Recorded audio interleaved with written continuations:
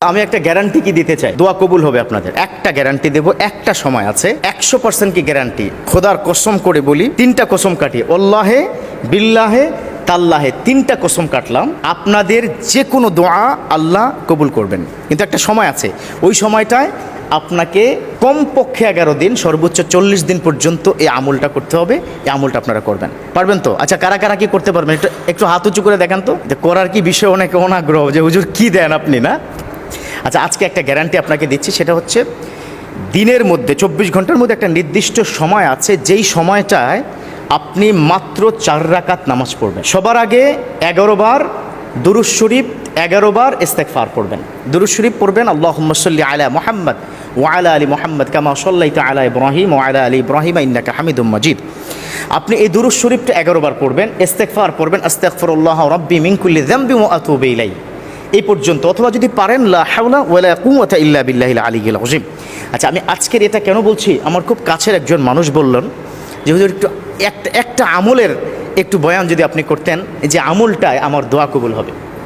আজকাল অনেক প্রবলেম সমাজের মধ্যে, সংসারে অশান্তি একটা বড় প্রবলেম। বাচ্চাটা তার কথা শুনে না, টিকটক করে সারাদিন, বাইরে কি বেরিয়ে টিকটক করে।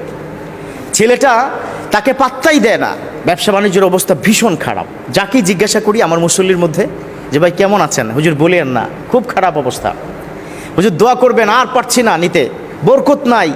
মা বোনরা ফোন করে বলে যে স্বামী স্ত্রী, আমার স্বামীকে নিয়ে যে কি বিপদে আছি, পরকিয়া করে। এরকম হাজার প্রবলেমের একটা সমাধান, হাজার প্রবলেমের একটা সমাধান, সেটা হচ্ছে নির্দিষ্ট 24 ঘন্টার মধ্যে আপনি যদি অ্যালার্ম দিয়ে উঠে যান। বুঝতে পেরেছেন তো কখন? এটা তাহাজ্জুদের সময়। মাশাআল্লাহ, কেউ কেউ বুঝতে পেরেছেন, তাহাজ্জুদের সময়।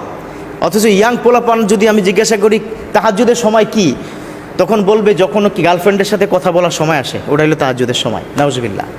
এর মানে হচ্ছে ওরা কথাই শুরু করে রাত 12টায়, শেষ করে রাত 3টায়। তাহাজ্জুদের সময় শুরু হয় রাত 1টার পর থেকে। কিন্তু তাহাজ্জুদ হচ্ছে মান নামা ফিল লাইলে, যে ব্যক্তি ঘুমাবে কি রাত্রেকালীন, সুম্মা সে পুনরায় আবার উঠে যাবে, তাকুমু লিসসালাতুত তাহাজ্জুদ, যখন আবার সে তাহাজ্জুদের সময় উঠে যায়, ওটাই হচ্ছে ইউকালু লাহু আত তাহাজ্জুদ। অর্থাৎ আপনি একটু সময় হলে ঘুমাতে হবে। আমাদের সমাজে অনেক সময় অনেকে বলে যে হুজুর আমি তো শেষ রাত্রিতে উঠতে পারি না, এর জন্য একবারই 1টার সময় 4 রাকাত নামাজ পড়ে শুয়ে যাই।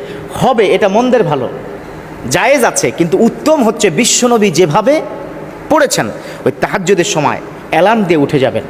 উঠে সুন্দর করে উজু করে আপনি জায়নামাজ বিছিয়ে শুরুতে 11 বার ইস্তেগফার, তারপরে 11 বার কি পড়বেন, দুরূদ শরীফ পড়ে 4 রাকাত বিশিষ্ট 2 রাকাত 2 রাকাত করে নামাজের 4টি সেজদা, 2 রাকাতে 4টি সেজদা, 2 রাকাতে 4টি সেজদা, এই 8টি সেজদা, সেজদার মধ্যে যে দোয়া করবেন, লা ইয়ারুদ্দু দুআ ফি তাহাজ্জুদি ফিস সালাহ, রব্বে কারীম তাহাজ্জুদের নামাজে ফিস সুজুদ, কোনো ব্যক্তি যদি সেজদার মধ্যে থাকে, সেজদায় যদি চোখের পানি ছেড়ে বলে আল্লাহ এই বিপদে আছি, আল্লাহ সন্তান অসুস্থ, আল্লাহ স্বামী কথা শুনে না, ব্যবসা বাণিজ্য ব্যাপক ধস, স্বামী বিদেশ ফেরত, বিদেশ থেকে চলে আসছে, আয় ইনকাম নেই, বিদেশে আসো অসুস্থ, খুব সমস্যায় আছি, হাজার প্রবলেমের একটাই সলভ, তাহাজ্জুদের সময় আল্লাহর কাছে বলবে।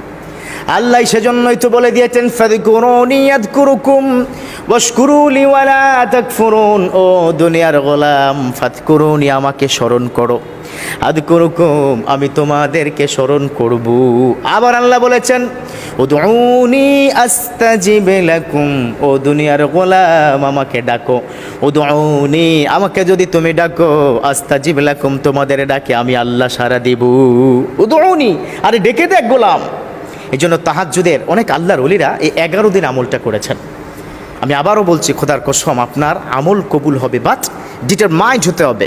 You have to depends on almighty, Allah will accept my দোয়া, এই বিষয়টা ডিটারমাইন্ড হতে হবে, আল্লাহ কবুল করবেন আমার কাজ। সর্বনিম্ন 11 দিন উঠে যাব, আল্লাহকে বলবো, তওবা পড়বো, 4 রাকাত নামাজ পড়ে আল্লাহর কাছে যদি আমরা চাইবো, ইনশাআল্লাহ তাআলা 100% guarantee will get benefit very very soon.